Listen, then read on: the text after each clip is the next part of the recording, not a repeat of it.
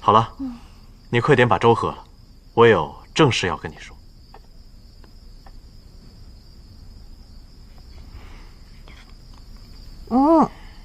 怎么又有股血腥味儿啊？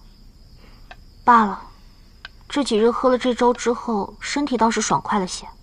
哦，对了，你有什么事要同我说？哦，你听说菊诺要被判枭首之刑一事了吧？听说了。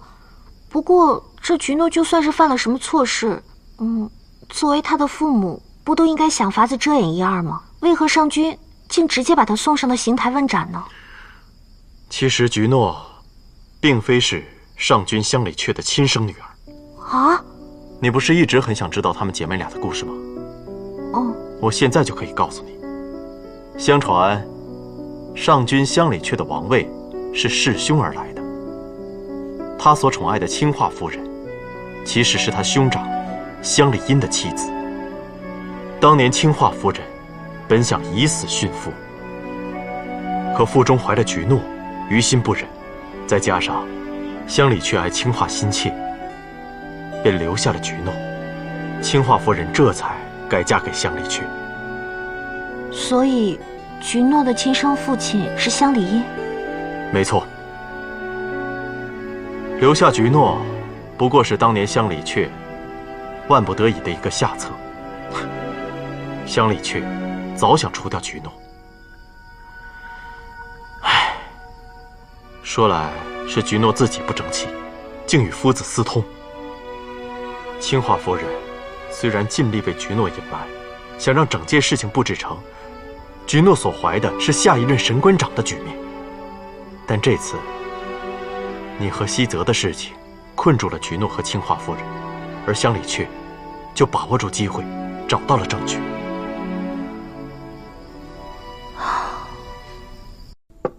这个菊诺也是自作自受，谁让这菊诺和长帝一而再再而三的欺负我呀？我正想着要怎么给他们还回去呢。这倒好，如今用不着我亲自动手了。不，这次你必须要救他。为什么呀？我知道此事有点强你所难，但救下菊诺，非你不可。为何？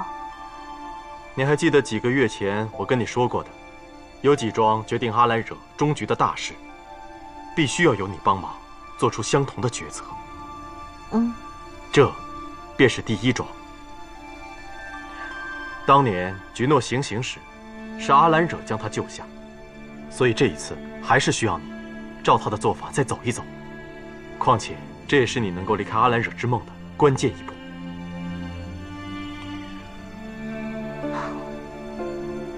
那好吧，那即便是如此，你也要给我一个当时阿兰惹的理由。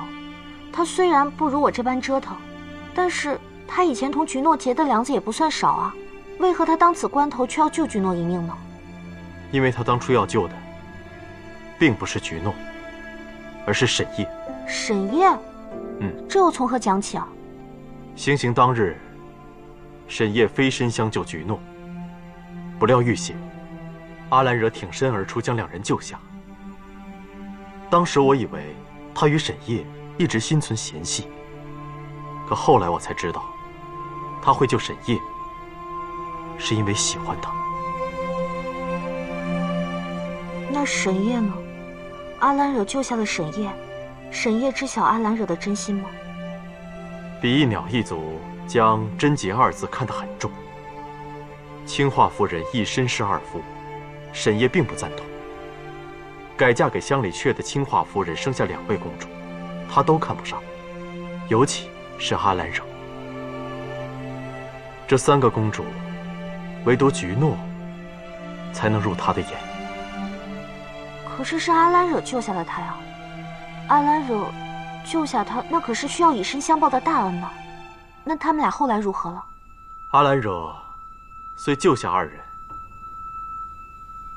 但上君下令将菊诺贬为庶民，永不得再入王都，而说沈夜徇私有辱圣旨，并将其驱逐出齐南沈国。而阿兰惹假托西泽大人的名义，请求上君让沈夜入住自己府中，帮他致戒。致戒？他以献剑给九重天太子殿下做生辰礼为由，将沈烨保护了下来。不过沈烨怕是不了解阿兰惹的苦心，在他看来，阿兰惹将他牵制在府中，不过是为了要囚禁他，报复他罢了。沈烨这不是在以怨报德吗？真是替阿兰惹不值。我时常想起阿兰惹说过的一句话：为仙，为人，必须要随心、随缘、随事。可惜，阿兰惹的心在沈烨那里，但缘和事并不在沈烨那里。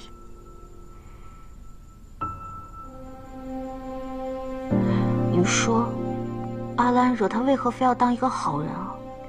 他为何非要活得这么累啊？如果阿兰惹有你一半看得开，或许就不会落得如此下场。不过，此事非同小可，你要好好想一想。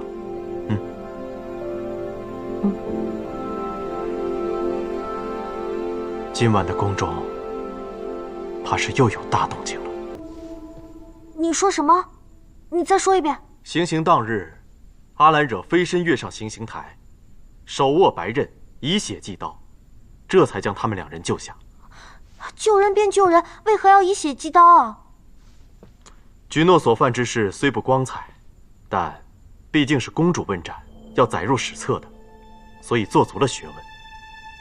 观刑之人仅限宗亲，处刑地定于神宫前的灵书台，行刑之人必是从3代以上的刽子手世家中挑选出的佼佼者。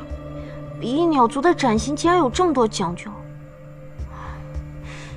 最讲究的是这刀，比翼鸟族的圣物白虎刀。白虎刀？白虎刀必须以问斩之人的腕血开刀，放出护刀的双翼白额虎。这白额虎会吞食被斩之人的血肉元神，并将元神困于刀中，不得往生。啊，这么可怕？那这白额虎如此凶猛，我若敌不过怎么办啊？你先别慌，我正要告诉你如何将那头虎关回去的法门。白额虎嗜血，你只要主动以生血喂食它，再用灵力将它封印回刀中，便可救下沈烨和举诺。还要用生血去喂食它？反正流的也不是你的血，是阿兰惹的，你怕什么？话是这么说，但是疼的人还是我呀。这阿兰惹可真是不怕死，我最怕疼了。